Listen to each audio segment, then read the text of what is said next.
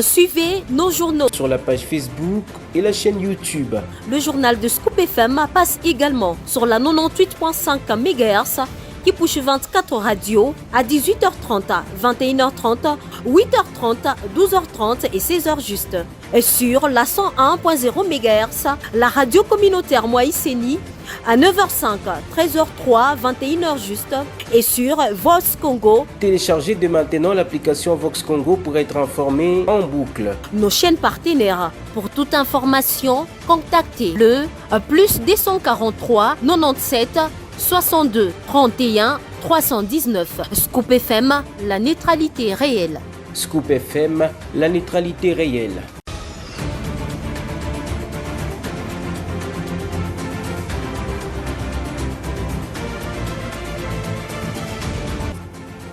C'est parti pour une nouvelle session d'actualité sur votre radio. Mesdames, messieurs, bienvenue à tous.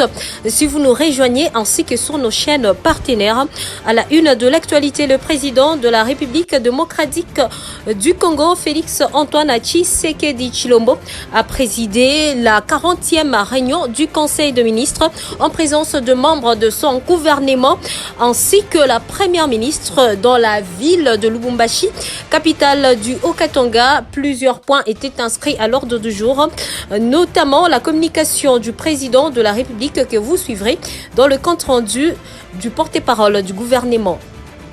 Et puis en sport, c'est officiel, Mamadou Biabi ne sera plus président de coordination de l'association sportive Vita Club. Il a annoncé sa démission le vendredi 18 avril 2025 au cours d'une conférence de presse tenue à Kinshasa. Mesdames, messieurs, voilà tout pour l'essentiel de l'actualité de ce samedi 19 avril 2024.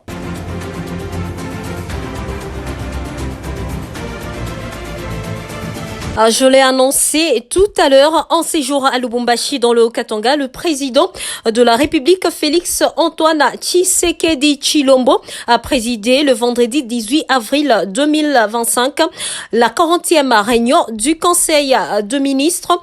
La communication du chef de l'État a porté sur 2 points, à savoir la 37e session du Conseil national du travail et les suivis du corridor de développement sud et la construction du centre moderne sur l'ensemble du pays. Écoutez le porte-parole du gouvernement, Patrick Mouyaya, dans cet extrait du compte rendu du Conseil de ministres. La communication du président de la République a porté sur 2 points principaux, à savoir 1. de la 37e session du Conseil national du travail. Le président de la République a commencé par saluer solennellement la tenue de la 37e session ordinaire du Conseil national du travail, dont les travaux préparatoires débutés le 8 avril 2025 ont été déjà clôturés pour laisser place aux travaux proprement dits qui se dérouleront du 21 au 24 avril 2025. Ces cadres tripartites réunissant le gouvernement, les représentants des travailleurs et ceux des employeurs demeure l'une des expressions les plus vivantes de notre démocratie sociale. Il constitue un espace privilégié pour bâtir ensemble des solutions durables aux défis de notre temps.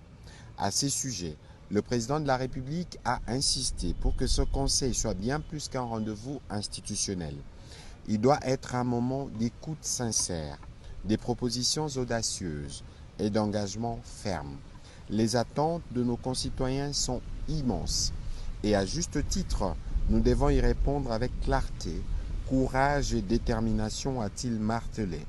Revenant sur les attentes, le président de la République a précisé que cette session doit déboucher sur des mesures concrètes, réalistes et applicables, notamment pour renforcer le pouvoir d'achat des travailleurs et travailleuses, garantir leur dignité, encadrer de manière équitable et responsable l'emploi des étrangers et consolider notre système de protection sociale dans un esprit de justice et de solidarité ainsi que d'équité. En ce qui concerne l'augmentation dont les revenus actuels ne permettent pas de couvrir les besoins essentiels, car ce sont eux qui subissent les plus durement les effets de la précarité et pour qui cette mesure représenterait un véritable levier de dignité et de justice sociale. Le président de la République a rappelé que l'emploi demeure le socle prioritaire de son mandat. Il est la clé de voûte de la paix sociale, les moteurs du développement durable et les garants d'une justice intergénérationnelle véritable. Offrir un avenir à notre jeunesse, soutenir nos familles et dynamiser notre économie. Vous étiez en train de suivre le porte-parole du gouvernement, Patrick Mouyaya. Et puis, dans le reste de l'actualité, le président Félix Tshisekedi a dirigé une importante réunion du Conseil provincial de sécurité consacrée à la situation dans le Haut-Katanga le vendredi matin à Lubumbashi. À cette occasion, il a reçu un rapport détaillé du gouverneur Jacques Kabula Katwe et de services de sécurité dressant un état des lieux jugé relativement calme. D'après le vice-premier ministre de l'Intérieur, Jean Kema Chabani, qui l'a dit à la presse vendredi, la présence résiduelle de groupes armés dans certains territoires du Haut-Katanga et la persistance du banditisme urbain ont été relevés. Changeant de chapitre à présent pour parler affaire Boukangalonzo.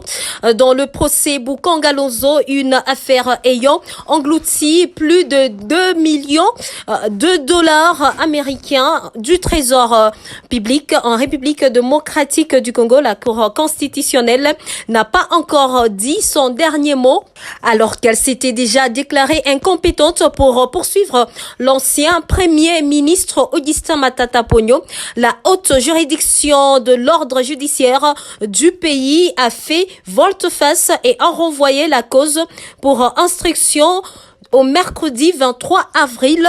Cet énième rebondissement suscite de réactions dans les quartiers généraux de l'opposition qui voient un procès politique contre le député national élu de la circonscription électorale d'Ekindu au Maniema. Dans une déclaration faite ce samedi 19 avril, l'opposant Moïse Katumbi dénonce une violation scandaleuse de toutes les règles élémentaires du droit.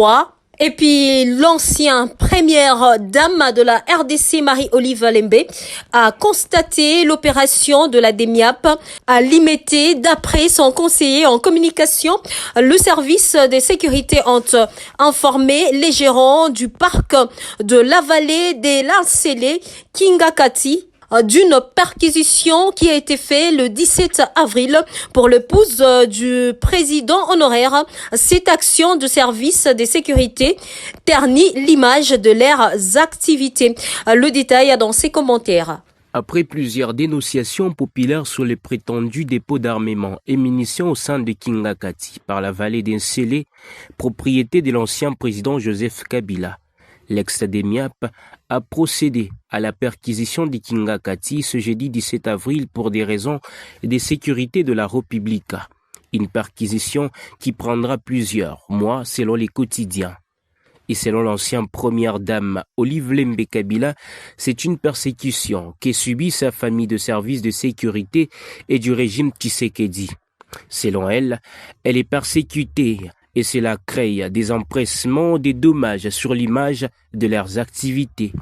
Elle qualifie les actions de services de sécurité des pillages et des vols de biens de la famille Kabila, selon elle, de biens tels que des groupes électrogènes, des panneaux solaires, des batteries et des véhicules ont été emportés par la DEMIAP sans justification. Rendons-nous dans le Lualaba.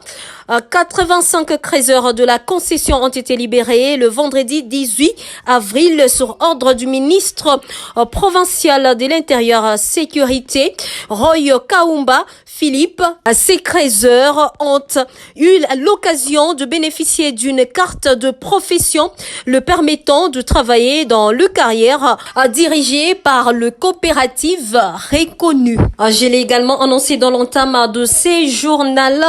Mamadou Biadi a démissionné le vendredi 18 avril de ses fonctions de président de l'association sportive Vita Club, une formation sportive évoluant en première division du championnat national de football en République démocratique du Congo. L'homme d'affaires congolais a confirmé la nouvelle de son départ lors d'une conférence de presse tenue à Kinshasa, la capitale de la RDC.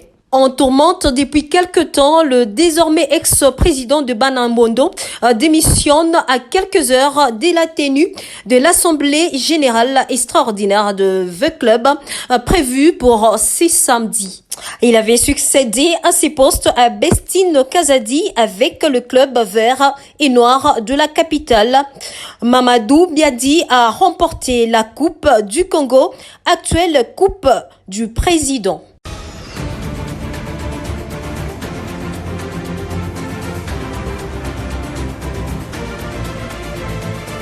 Mesdames, Messieurs, c'est par ici que nous mettons un terme à ces radios-journal réalisés par l'ensemble de la rédaction sous la supervision générale de Christian Mouchampa. Devant ces micros, c'était Gracia Akilimali et bon week-end à chevaux.